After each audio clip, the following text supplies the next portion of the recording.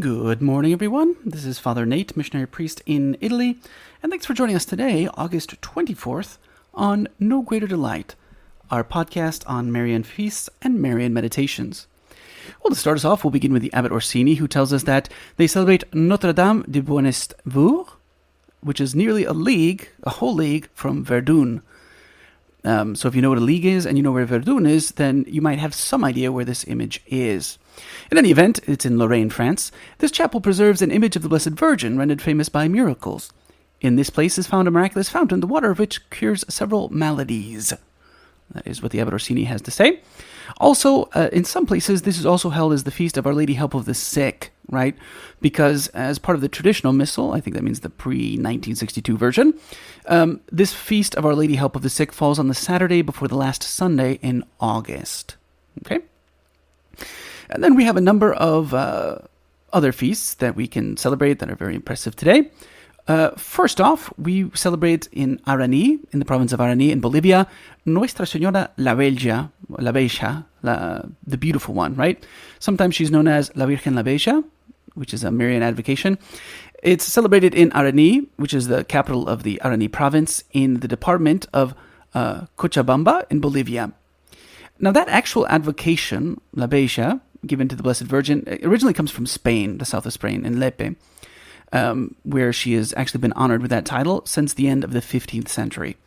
But of course, when the Spaniards came over to the New World, this devotion reached the New World in the 1600s, right? In fact, they know that in Mexico, for instance, there's in Puebla de Los Angeles in Mexico, there's a chapel dedicated to this advocation. So it's entirely possible that this devotion reached Arani at the ends of the 16th century, right, when the first Spaniards established themselves in that area. There is also, interestingly enough, a tradition, like an oral tradition, that says that Our Lady appeared on a river shore, on the side of the river, and her image remained like plastered in the rock, right? And that rock is still conserved today in the chapel, right? So that's possibly why they celebrate Our Lady La Bella. And then we have a couple other interesting places. For instance, Madonna del Tufo in Rocca di Papa in Rome.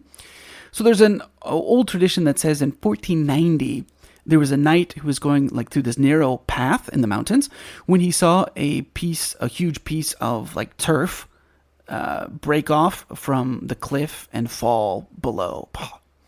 So the knight prayed with great faith that Our Lady would miraculously save his life. In remembrance of the fact, he was obviously spared, he built a small building and had Our Lady like painted on it, right? And this image gave rise to a great devotion, so that in 1592 they actually constructed a shrine. So what does it have to do with August 24th? Well, on August 24th, 2010, following the example of his predecessors, Pope St. Paul VI and Pope St. John Paul II, Pope Benedict XVI visited, in a strictly private capacity, this shrine. And he actually led evening prayer with the rector, Father Luigi Boncore. And then another interesting celebration is La Vergine Adorata di Petralba. Okay, so today, August 24th, they celebrate when the image was rediscovered. Okay, so you have to bear with me because it's kind of a long story. Essentially, it involves Mary appearing to a certain Leonardo Westensteiner, right, around 1547. So our good friend Leonardo Westensteiner was a pious and upright, just peasant of the area, right? And he actually had a large, vineyard, a large, camp there. He lived happily with his family. He lived a virtuous life, but he was tried with great amounts of sorrow, like great sorrows. In fact, sometime before he had our vision of Our Lady, his mental health deteriorated, and so he was actually interred. It says here in a maniconium, which would be like an asylum, but you might want to say like the psychological psych ward at the hospital, but it's the manicomium.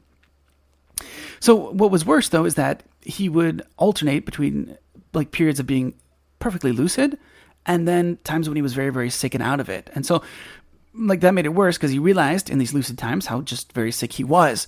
But he remained firm in his faith. Now, during one of these lucid periods, Our Lady appeared to him to console him and to ask him to build a chapel as soon as he got free, he got out of that place, right? So in one of his, it says, an excess of fury, which would alternate with these moments of calm, he actually got out of his chains and fled to a nearby forest, right? Where he fell into like a pit, right? He didn't hurt himself, but actually in that moment, he completely recovered his sanity. Thinking to himself how he was going to get out of this deep hole, Mary appeared to him again to comfort him and to remind him that he was supposed to build a chapel, assuring him that on the 9th day, his family, who was already looking for him, would find him. And Our Lady also said, don't worry, you shouldn't think at all about your life, whatever your danger, because in the meantime, you're not going to be missing anything you need for your food or to be protected in the forest. And she said, okay, as long as you don't have any doubts about what you promised, she's like, you're going to stay here 9 days in this place without food or drink. At the end of the 9th day, your family will find you. Please don't forget my words to you, right, to build the chapter. And effectively, that's what happened, right? They found him on the 9th day. He went home. He started working his farm and everything was happy. He forgot his promise. And so unfortunately, that ailment, whatever it was, started hitting him again with great force. So one night, he saw a light, always in the same place, and nobody knew what that light was for. It was out in the woods. And so Leonardo, all of a sudden, he remembered everything. He recovered his health, and he went to work. So he started carving out the basement for this, the foundations of this place, and he found a small statue of Our Lady in a Pietà, right? He thought it was a sign from heaven, and as soon as he finished the chapel, he put that image there so that it would be venerated. And indeed, it was a great sign. Our Lady wanted to show her great mercy and multiply her graces. This was in 1553. So it's interesting that small statue of Our Lady of Sorrows with her dead child holding him was carved from the same white stone of that area, which is what gave the place its name. So more people started coming. They would go and venerate the statue. It's very tiny. It's 20 centimeters tall. Leonardo left all of his property to his children, and he became concerned only with the chapel. In the end, he consecrated himself to Our Lady as a hermit and as the faithful custodian of the chapel, so that when he died in 1571, he was buried there in the cemetery in Monte San Pietro.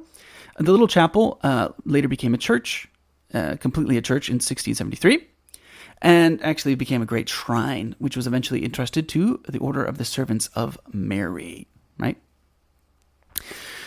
They also celebrate here Nuestra Señora del Milagro del Topo in Tunja, in Boyacá, Adina in Colombia, right? Our Lady of the Topo, right? So on August 24th, 1626, in Tunja, Colombia, 2 Conceptionist nuns were crossing the patio of their convent in the early morning darkness after prayers when they noticed an image of the Virgin Mary reflected in a puddle. Looking up, they saw her apparition in the sky. Then a bright light drew their attention to an adjacent cell where the same image of Mary appeared on a cloth in the window. The nuns all told the rest of the sisters, who came to prostrate themselves before the miraculous picture. In 1880, the Conceptionists moved to the Church of Our Lady of Sorrows in the neighborhood of El Topo, bringing that painting with them.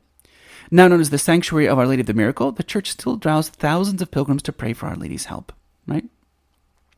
There's often miracles of healings as well, right?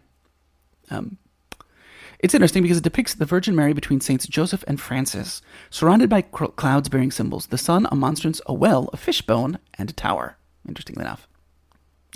Our Lady of the Miracle of El Topo is the patroness of the Archdiocese of Tunja, the Canons of Bogota, and the Colombian Air Force. Her annual feast lasts 12 days and culminates on the first Sunday in June with a procession from the image from El Topo Sanctuary to the cathedral, right? So that is what they're celebrating today in the Marian world on August 24th. For today's Marian meditation, taken from the book by Father Ildefonso Villar, we continue with meditation 68 on Mary and the death of Jesus, and today we read the second point, the death of Jesus. With the majesty and dignity befitting a god, Jesus bends his head and expires. At this moment the earth trembles, the veil of the temple is torn asunder, the rocks collide against one another, many sepulchres are opened, and through their gaping mouths many dead come back to life to give testimony to the divinity of our Lord. And in the midst of that tragic and frightful commotion of the whole of creation, our Blessed Lady, steadfast, serene, and courageous, does not grow frightened, does not run away, but embraces the cross and places on the feet of her dead Son the purest kiss, the sweetest, the tenderest that a mother ever laid on the dead body of her child.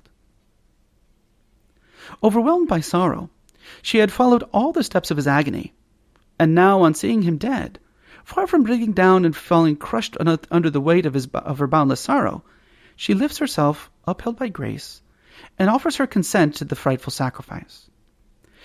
Kissing the cross that made her suffer so much, she offers up to the Eternal Father the immolation of that divine victim for the salvation of the sinners of the whole world. Enter into the sorrow-stricken heart of that mother, the most sorrowful of all mothers, and you will find there the living altar where the divine Lamb was immolated at the cost of untold sufferings. And yet that torn heart remains tranquil, fulfilling at every moment the holy will which demanded such a sacrifice. Do not forget, no one is exempt from the cross. Do not persist in turning your back on it. You will merely render it heavier. Embrace your cross. The more painful and heavy it is, the more affectionately accept it. Be generous with the one who on his death sanctified the cross. Die to yourself. Fasten yourself to the cross which God bestows on you. Only then will you sanctify yourself. As with the cross is heaven gained, nor is with the cross eternal loss. There is no cross without a saint. There is no saint without a cross.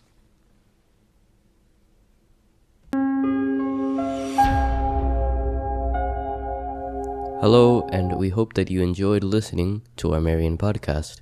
In the spirit of Saint Bernard of Clairvaux, we say to you that there is no greater delight than to spread the devotion of Our Lady. We hope you share these sentiments and encourage you greatly to share with a loved one. Know that you are always in our prayers, and we ask that you keep us in yours. God bless.